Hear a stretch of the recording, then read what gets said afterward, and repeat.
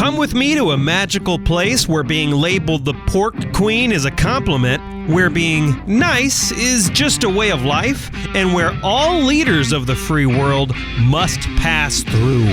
Welcome to Iowa. Whether you're a current Iowan, an Iowa expat, or an Iowan at heart, this show is for you. This is the Iowa Podcast. Real Iowans, real talk, no drama. Hi, everyone. It's Justin Brady, the host of the Iowa Podcast. I wanted to come to you today with a special episode of the Iowa Podcast. For those that don't know, news broke today, Monday, January 23rd, that a shooting has happened. It starts right here in Des Moines. It's a nonprofit run by Will Keeps. I had the opportunity to meet Will Keeps a few years ago on another podcast, and that's the audio I'm going to be playing today. It was recorded a few years ago. And in 2021, the reason I'm playing it is because it was just confirmed that Will Keeps was shot and is now in surgery as of this recording. So because he's an incredible person, I wanted to put this up on the show. If you go to the iowapodcast.com/Will Keeps, if you just search, it'll be on the homepage. I have linked to the Starts Right Here donate page. I ask that you obviously keep Will in your prayers, but also follow that link and donate to the program. Okay, here's my interview with Will. You may have seen it or you may not have seen it. I mean, I saw it. It was Living on a Prayer, and it was a cover done by who joins us now, Will Keeps. Will, thanks for coming on the show. Hey, happy to be here, man. What's up? So, recording artist, rapper, and founder of Starts Right Here. We're going to get into all of that. But you released... I'm actually a singer too, man. Don't skip that part. Yeah, recording artist, rapper, singer. Absolutely. Well, I mean, that's one of the things I want to talk about is you did this cover of Living on a Prayer, and you did it with Officer Mike Moody from Des Moines, Iowa, of course, where my studio is and where you operate. And you know, this, for the first thing I need to say is... the vocals are unbelievable. I've met Officer Moody, just in passing. I've seen him in public somewhere. I did not know he could sing. I did know you could sing and rap, but the video is really, really cool. The first thing I want to ask, though, is at the very, very end, there is this comment you make, and you're like, you know, some people might hate this or something at the end. And then Officer Moody says, but most are going to love it. Why would anybody hate it? Well, I'm in a situation right now where a lot of people, some people in my race doesn't like the fact that I work with the police, doesn't like the fact that I work with the governor or U.S. Senator or Republicans, period. They don't like the fact that I've, in a sense, want to be able to heal our nation. And so they don't like it because they just feel like I'm being a traitor by working with the police who's killing black folks. You know, you shouldn't have any black people, you know what I'm saying, working with the police. And that's not all black folks. That's just a lot of them, you know what I'm saying, out here who just don't understand that building a relationship with the police is what's helping me position myself to even help people, especially my people. It's truly an inspiring video, and I think it's amazing. And, I mean, was this your way of trying to unify that very community? Yes. It was my way to let people know that, I know people always say this, all police is not bad, but it's true. All police is not bad.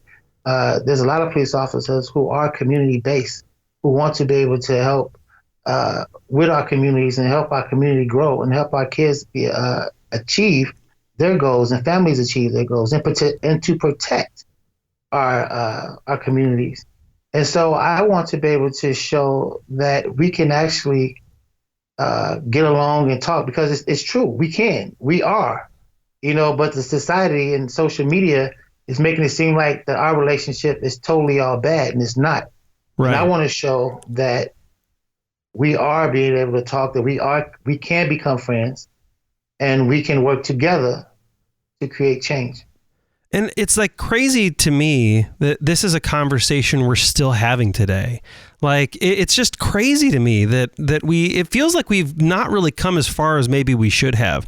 Is there a fear that if people try to work with people on the other side, if they work with the police, if they work with the governor's office, that in a way they're denying the actual problems that we have? Yeah, I think that's what it is. And my thing is that it's only some people, though, not all. Right. There's a lot of people who need to actually see it works to understand it, because they're so brainwashed that we cannot work with Republicans, work with white folks. They're so brainwashed on that level that it's impossible for us to do that. But I want to be able to show that by working together and understanding each other, because you got to realize there's a lot of white folks don't understand the black culture. There's a lot of black folks don't understand the white culture. And so sometimes, we just need to be able to communicate and talk and not be afraid to have that open dialogue. And so that is what I'm doing. I'm having an open dialogue. I'm communicating. We're working together so we can help each other grow. I mean, literally, the governor and the police and Joni Ernst has really been by my side and helping me build my own school. Right. So if you think I'm going to talk bad about them, and they're literally helping me be in position to help my people and help people, you've lost your mind. There's the idea out there when I talk to people with white colored skin that, and they tell me, I don't deny racism exists. I know it exists, and it's a vile, disgusting thing. But when they see the news and they see the violence and they see people that just absolutely hate each other, they're like, I don't.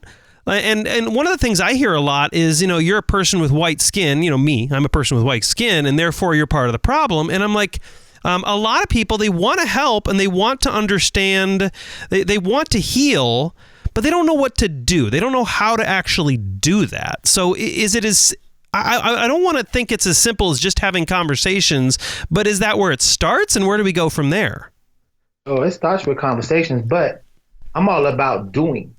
Right. Like when I went to go talk to the governor and talk to the police and talk to Joni Ernst and talk to just the kids and people around the community, I literally said, this is what I want to do. So I had no idea that my music was going to put me at a platform where I became this activist. And now, since I got people listening to me, because when I was growing up, I never had nobody listen to me or hear anything I had to say. So now I got people listening to me. I'm like, okay, you just heard what I said, huh? You just felt what I was saying about how we could come together. So I'm going to keep this going. I just saved your life. I just saved this kid from going to jail. I'm like, whoa, I'm helping people for real. So I just had to keep moving. And I ain't gonna lie to you. I went to the black community, and a lot of people in the black community said I was community suicide by working with the police.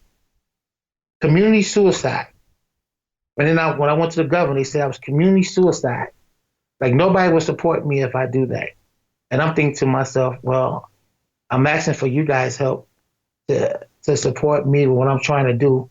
And I felt like nobody was helping me. And not just felt like, nobody was helping me.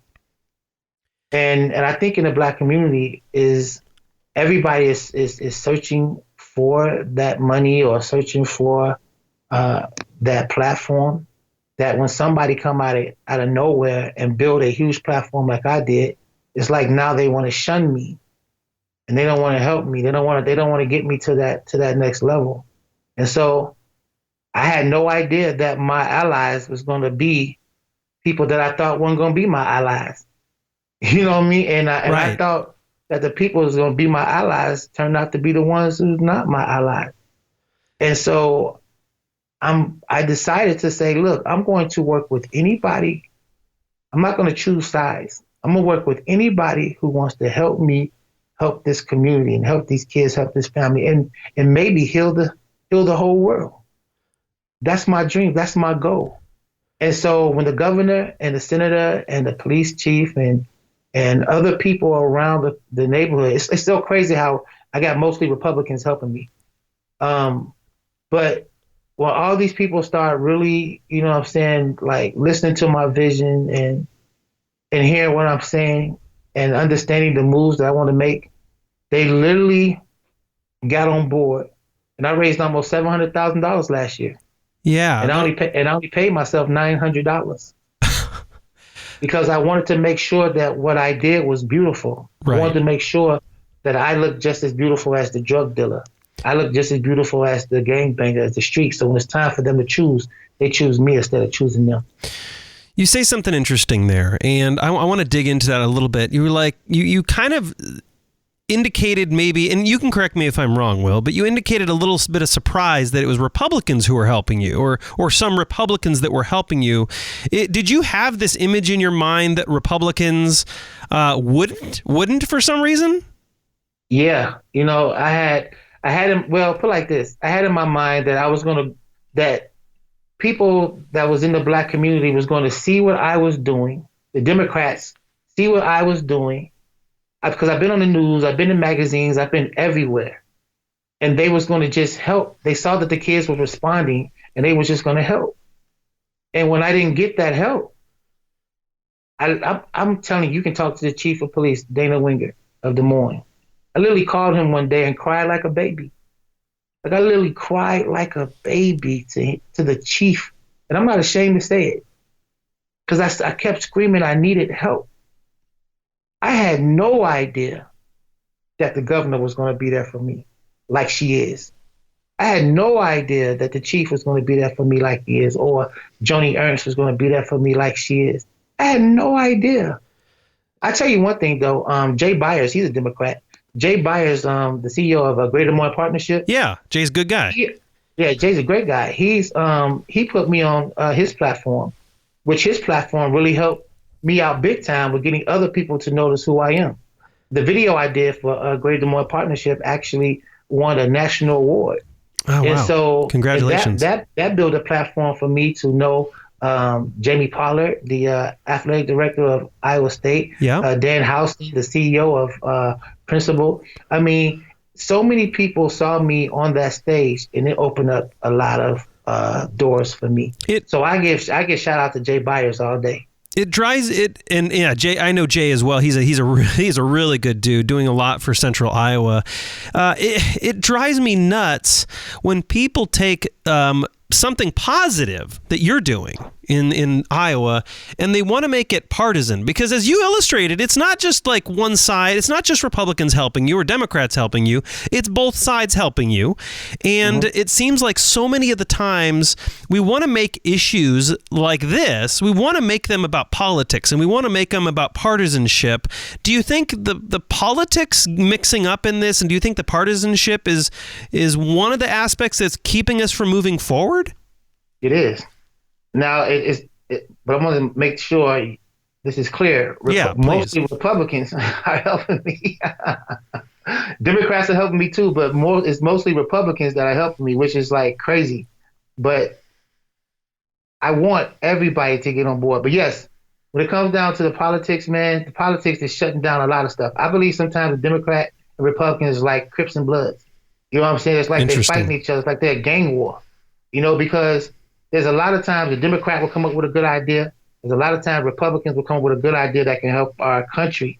And because it came from a Republican, the Democrat says no. Or it came from a Democrat, Republican says no, because somebody always wants to be the one who made it happen. And I'm tired of that. I am too. You know what I mean? I'm so tired of it because it's hurting our country. Yeah. And I'm hoping that there's leaders that would get on board and be in the Senate and be in a House or governor or president and say, look, I'm tired of it too. I have to imagine, I mean, I totally agree with you 100%. It drives me crazy. And I have to wonder if that is the reason. And I don't know this, but I've reached out. Tulsi Gabbard used to be on the show. She's been on the show before. I've also reached out to Justin Amash, and both of them were in their own parties. They spoke against their own parties, and now both of them are not in Congress. I have to wonder if it's that reason. They spoke against their party. They wanted to be objective. The party said no, got rid of them. And I think, it's too bad because because that partisanship, like you said, if someone just puts a R at the top of a sheet or a D at the top of the sheet, the other side just automatically fights against it. Both parties are very guilty of this, and I agree. I think it's tearing down a lot of progress we could have. So the reason I wanted to reach out to you is because over and over and over again, your positive messages, your hopeful messages keep popping. Like you said, they keep popping up over and over again. Is this, I mean, you mentioned all these people getting behind you. Is this why? Because everyone has been craving and just really waiting for a positive message they can align behind? I think so. I think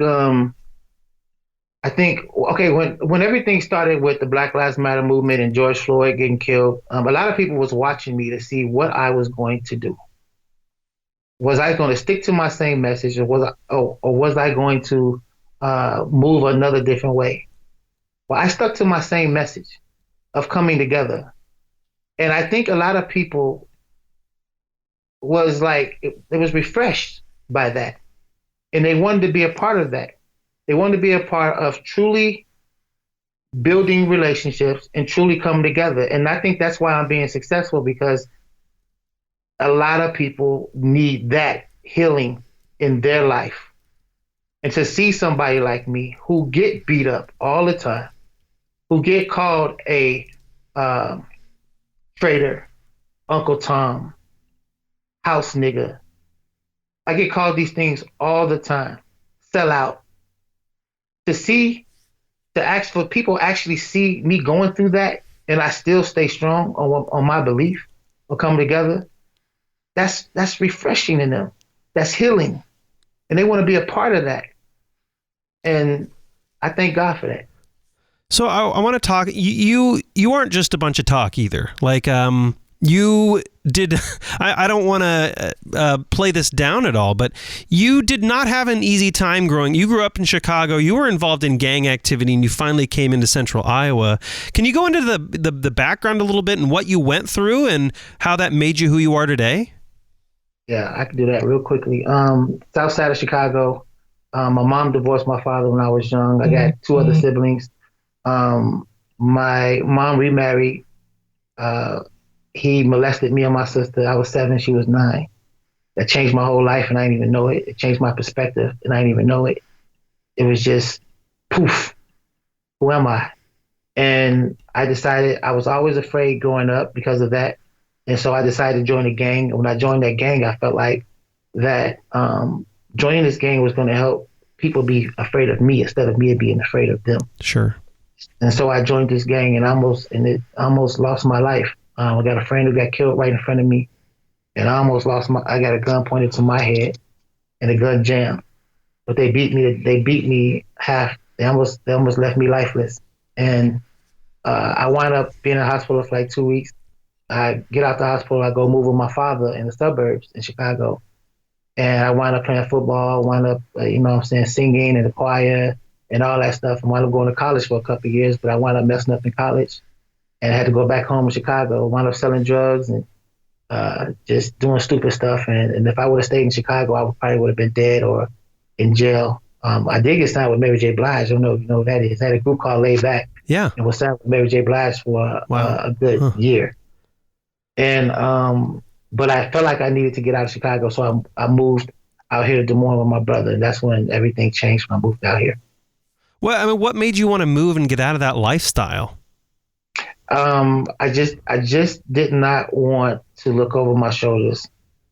Well, people don't realize that I was never that mentality of being that gangbanger, mentality of being that drug dealer.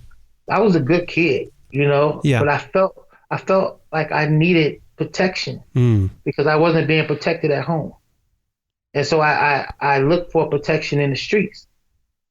And it's not me playing this out this way. It's real. You know what I mean? Where I really felt like I needed somebody to protect me, to love me, to say, I got your back, because I did not feel that at home. And so I didn't want to feel that way no more. I wanted to get back to the person who I was. There's other stories behind it. Sure. But I needed to get back to who I really am. I need to get back to that 7-year-old kid before I went down those stairs and got molested. So I want to talk about Starts Right Here, because that's what you're doing now. And that, for those that don't know, is the positive message that a lot of people very quickly, as you've illustrated, are getting behind you on. Tell everybody what Starts Right Here is and what your goal with this organization is. Starts Right Here is all about starting over. You can be in the kitchen, you know what I'm saying, and you can be washing dishes. If you want to change your life, it starts right here. It can be a year from now. If you want to change your life, it starts right here. Those words, starts right here, can be at any time, at any moment of your life. If you want to change it, it starts right here. And the reason why I wanted that to be so broad is because I wanted these kids, when they walk into my building, because I built like a school. Matter of fact, I built a school, because I got a feeling that this charter school thing is going to get passed, and I'll probably be the first Black person in Iowa to ever have his own charter school. Interesting. Huh. Yeah. And so I want these kids, when they walk in here, to know that their life starts right here. It starts over right here.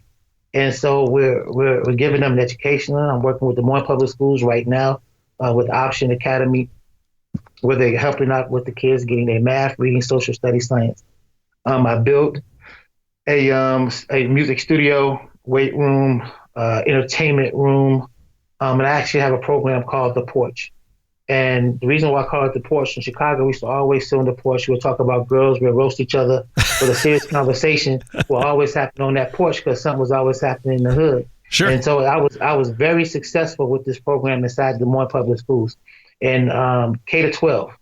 And instead of having these programs inside the classroom, I decided to build a house with a porch on it inside the building, so we can actually sit on the real porch like we did when I was growing up in Chicago. And it's been very successful too. The kids love being on the porch, and we really open up and talk about some deep stuff on that porch. So it starts right here, kind of, and I don't want to get the words wrong, but is it like an alternative school, or is it like an after-school kind of educational program, or is it both? Well, right now it's alternative, you know what I'm saying? But we don't have after school yet because I still have to raise money for staff, you know what I'm saying? And then I still have to make sure that back area is ready for after school, you know what I'm saying, program. But at one point it's going to be a charter school. It's going to be a public charter school. And we're gonna have teachers. We're gonna go back to the old way, but new way of teaching as well. We do want to change how education looks. But yes, right now it is the alternative school. But I do want the lost kids. I want the kids that are not going to school, the kids that are out here gangbanging and selling drugs. I want those kids. I want to be able to change their mindset, change their purpose. And so I want to build something for them. This building has to look beautiful. I tell people I'm not thinking outside the box no more. I decided to create a whole new box. Now, I have a lot of people that work for Des Moines Public Schools. They're dear friends of mine. So I don't mean anything negative, but was there are there certain, I want to ask this the right way. Are the students that you're targeting and you're helping, are they just, is Des Moines Public Schools or the public school system just not equipped to handle that unique situation? Is that what you've identified? Well, I'm going to say this. I'm going to say it like this. Des Moines Public Schools helps so many kids. Yeah. So many kids are so successful coming out of Des Moines Public Schools. But there's some kids in Des Moines Public Schools who are not successful at all. And they are not accepting the help that Des Moines Public Schools is giving them. They're not accepting the resources that Des Moines Public Schools is giving them. So because of that, and because there's so many kids who drop out, it's almost 600 kids who drop out of Des Moines Public Schools every year. Wow. And because this pandemic is going to be thousands of kids that's dropping out. So right now we do need another option for those kids who are not accepting the resources and everything that Des Moines Public Schools is giving those kids. So I want to be that person, or one of the people who built something for those kids. Now, a lot of people was mad at me for that, but I think those people that was mad at me didn't understand the reason why I was doing what I'm doing. I'm not trying to take money from Des Moines Public Schools. I'm trying to say I want the money to follow the kid. Right. That's what it's about anyway when it comes down to the money part of it. The money follows the kid. So if a kid is coming here, especially the kids that's dropping out of Des Moines public schools, why not the money follow them here if they're coming here?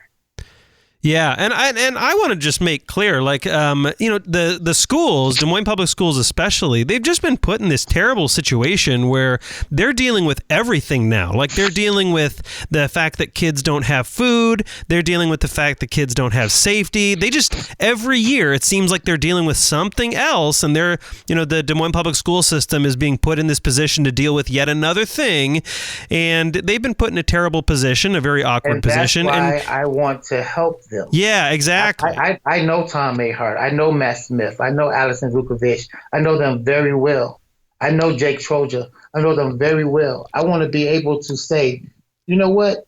I do want my own entity. Right. When it comes down to having my charter school, but I do want to be able to partner with you guys because this can be a win-win-win situation where Des Moines Public Schools is winning. Starts Right Here is winning, and these kids and these families are winning. Yeah. Because we have now worked together to make it happen. And I really think they want to do that as well because of the relationship I've had built with them for almost 6 years now. So tell me a little bit about these kids and these students that you're working with. What are their backgrounds and what are the current things they're struggling with? Right? What are the patterns you're seeing? Well, I'm seeing that there's a lot of kids who wants to be in school. They want their education, but their outside world is so messed up. And what I mean by that is that there's a lot of kids that are homeless. There's a lot of kids who are hungry. There's a lot of kids who are into who feel like the gangs and the selling the drugs. They want this quick, fast money because they want to be able to survive. And so we at Starts Right Here is helping find ways where we can put money into our organization where we can help them with those situations and have partnerships where we can help with housing. We have this company, and I'm sorry, I can't remember their name. I'm about to beat myself up for it. But they actually helping me with our kids with housing. We got 5 or 6 kids right now in apartments for a whole year for free. Wow. And they help with that. And so we got Ruan Trucking Company. Ruan Trucking Company, who has built 2 apprenticeships for 2 of our kids to make good money and work for as a diesel tech to work with them. We have Mercy One Broadlines, who has come up with situations where they want to help our kids become CNAs, nurses, all types of things in the hospital. And so we're building these relationships with people that these kids can actually have a better life and change their mindset. So we're trying to do so many different things, man. And I know I can't do everything, but I'm going to build all the resources I can to help these kids in such a broad and big way. Yeah, it's a huge tool for the Central Iowa and for education especially because, like we've been discussing, the need, especially in the school system and the community, has been increased substantially, and you're kind of bringing those resources in to help with that growing need, which is really encouraging. Even mental health. That's true. That's a good point. A company named Thriving Families, who's here 3 days off the week, 3 hours of those days. And they sit in our one-on-one room where a kid who's most all our kids are signed up now can actually, when they feel some type of way, they can actually come in here and say, can we talk? And they'll come in here and talk to the counselor. No scheduling, no none of that. Just come in and talk to the counselor when they want to talk to them. And I'm so open to that. I tell kids it's not about what you've been through, but it's how you get through. I tell the world that. It's not about what you've been through, but it's how you get through. We have to learn how to get through, and we're going to have the resources to help you get through. Will, it's incredible what you're doing in Iowa. I want you to keep doing it, obviously. But, I want to, and we're going to talk about Starts Right Here. We're going to plug the website here in a second so people can donate and help out. But I want to leave everybody with something tangible and actionable. We see a lot of tension. A lot of us see a lot of tension, especially in the black and white and minorities, and people are angry and people are mad at police and police are mad. So what can the adults, people like me, what can we be doing right now to start the healing process in our communities? what you're doing right now is helping, by getting the message out through your podcast, but when it comes down to everybody else, just get engaged and stop getting engaged with the division. Sometimes people will hear something and I don't even know the best way to say it, man. It's like sometimes people will fall into the trap of people that saying they want to bring people together, but they're really dividing. Just be careful who you align yourself with. Sure. And ask more questions. Don't be afraid to ask questions. Does anybody get mad? That's their problem. But ask more questions. Understand more about what's going on. Don't sit on your couch and look and see and say, well, that person's doing a good job. I'm glad. No, get involved with that person who's doing a good job. It's like, get out there, be boots on the ground. I had no idea what I was doing when I first started this, not a clue. But as I kept moving, I kept walking, and I started running. It's like I figured it out. Yeah. And now I have built an actual school. That's unheard of, man. Yeah. Especially somebody who looked like me with a do-rag on his head and scars on my face. You know what I mean? And it's I'm not even saying the black guy. You know what I'm saying? I'm saying the do-rag and the scars on my face. You know what I mean? So it's like, how is this possible? So I want to be able to show the youth in the black community, and not just the youth, the adults too, in the black community, that if you keep spreading this rumor that is not possible for us to succeed in a white state, our kids are going to believe that, and they're not going to thrive. They're just going to try to survive. So I'm telling everybody, look at me. I'm finding a way to thrive and to help our community in a bigger way. And the crazy thing is, once they see somebody doing that, they want to now call that black person a sellout. It's like, sometimes I believe that we contradict ourselves so much that it hurts us in such a greater way. And I just can't. I cannot let my community or my people dictate how I help my community or my people. I have to do it the way I feel is right, in the way that I can sleep at night. Will Keep, singer, rapper, recording artist, and of course founder of Starts Right Here. Please give the website out and let people know how they can help you right now.